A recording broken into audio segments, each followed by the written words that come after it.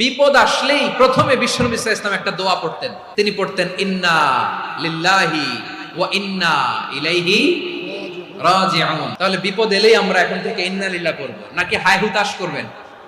একদল আছে হায় হুতাশ করে, হায় আল্লাহ রে মোর কি হইল রে, মই কি হরমু রে, মই কমবে যামু রে, এরকম বিলাপ করতে নিষেধ করেছেন বিশ্বনবী।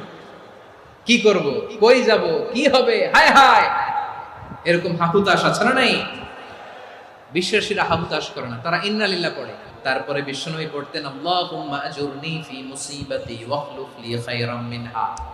একসাথে প্রথমে পড়তেন ইন্না লিল্লাহি ওয়া ইন্না ইলাইহি রাজিউন, তারপর পড়তেন আল্লাহুম্মা আজুরনি ফি মুসিবাতি ওয়াখলুফ লি খায়রাম মিনহা, মানে আল্লাহ এই যে আমি বিপদে ধৈর্য ধারণ করলাম এটার সব তুমি আমারে দাও, আর যেটা হারালাম এর চেয়ে ভালো কিছু দিয়ে মেকআপ করে দিও, ভালো কিছু দিয়ে বদল করে দিও। সুবহানাল্লাহ পড়েন।